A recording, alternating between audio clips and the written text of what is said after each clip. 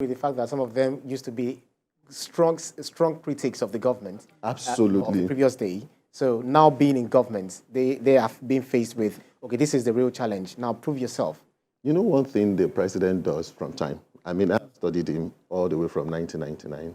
You know, he has something. If you say this is the problem, you have the solution, we'll call you to the table. Come and solve it. Whether you are in his party or outside his party, he believes in just solution. Bring this solution to the table. And if the solution is not working, he asks for alternative. That's just his philosophy. So I think it's something that has been his leadership philosophy. And people who really study him should know. If you want to work with a leader, the first thing you should learn is his philosophy.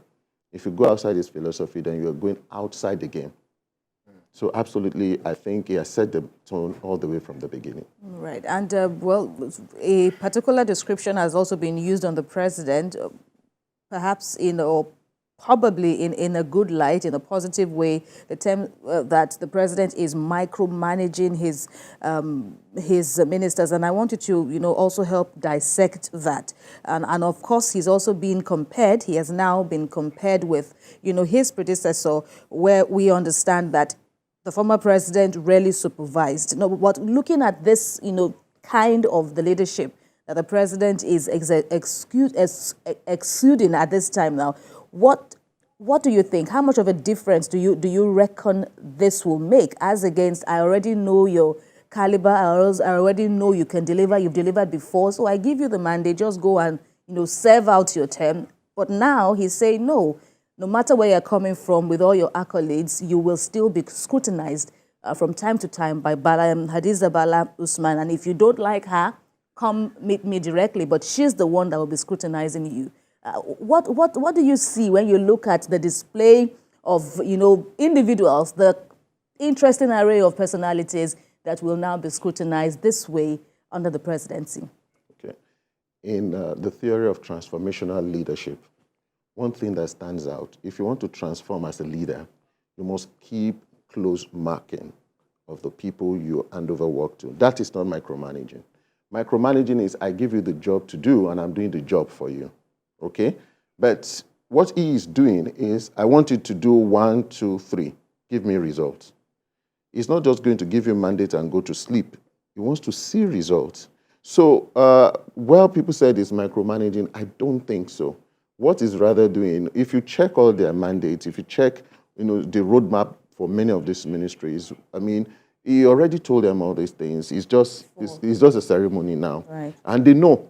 So he is not micromanaging. Rather, he is setting the tone and monitoring. There's something we call monitoring and evaluation in public service. That's what he's doing largely. And he's not joking about it. In fact, he has gone to the extent that he wants to digitalize this scorecard. So there's something we call the Ministry's Performance Management Scorecard. He's setting up all these things. I mean, and it's beautiful that we have something like this. Before we set the tone, everybody goes to sleep, and after 4 years, we just drink tea and we go. We say, no, I want us to set this target, and we need to monitor it. It's different from coming after your task. It's not after your task, it's after results. Right. In now looking at this, because Nigeria's problem is really vast, it's very large, how would we be able to determine or identify a performing minister? If, for instance, if a minister is not performing, is underperforming, what we normally see is to see that the person is not returned for the second term if the administration gets the second term. What would you like to see? Is it that, okay, you are not performing, in a year's time, you're out, or in 2 years' time, you're out, or we just wait till when we seek re-election? Because the president also say, if you think we're not performing, then do not return us back for a second term if we want to seek it. Now, you see, thank you for that question. One beautiful thing is, I really wish you get detail of this performance bond he talked about. The performance bond had clear KPIs, measurable.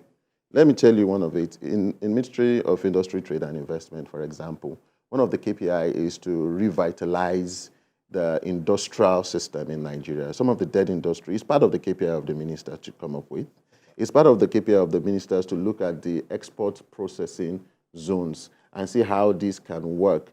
We're also going to activate our bilateral, multilateral. So they're very clear with timelines. So the KPIs are there. If you go to all these ministries, the KPIs they are there, they understand it, and he's working. He worked closely with everyone. He didn't wake up and say, oh, just go. No, they agreed. Everybody sat at the table. These are the KPIs. These are the areas of priority. What do you want to achieve? And everything was placed on the table. For example, in defense, they have about 13 key deliverables. In industry, they have about 22 key deliverables. If you go to water resources, they have their deliverables clearly measured. So the question you ask is, how do we know a minister that is performing? It's by your scorecard. It's simple. At the end of Q1 2024, what have you achieved?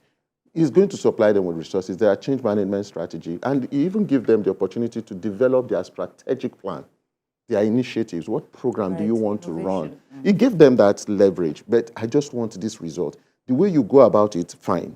Within a very good system, just design the strategic initiative, but I want result. This is what I want to see. And if he doesn't get that result, it's measurable. It's not anything that will start thinking that it's qualitative. It's quantitative, driven by numbers.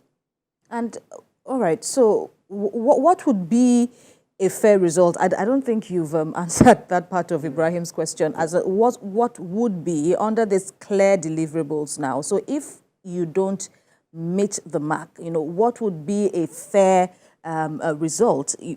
Would it look like in the regular office setting? Perhaps there would be a warning, there will be a query, and then it builds up. If your file is full, so to speak, then, more stricter measures. But in this case of the ministers, and we've seen people saying we don't want to see ministers who don't do anything and yet get to wait till the end of the 4 years. But what do you think would be a fair measure that should be meted out to any defaulting minister? Okay, thank you very much. There are 3 ways to define this.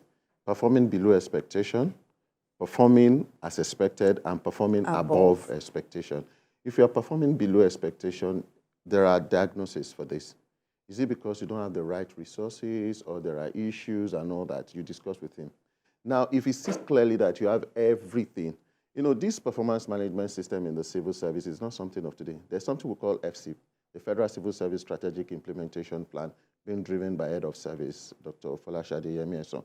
She has this for the service, and I think the template is coming now for the political office holders. So back to your question is, how do we now measure actually who should go? It's not just at one appraisal. Let me use that. Appraisal of Q1, you're not hitting your numbers. Appraisal of Q2, you're not hitting your numbers. You are below average. Let me use that. You are below average. And of course, for him setting up performance office with somebody like Adeyemi, the clear achievement metrics are clear to everybody.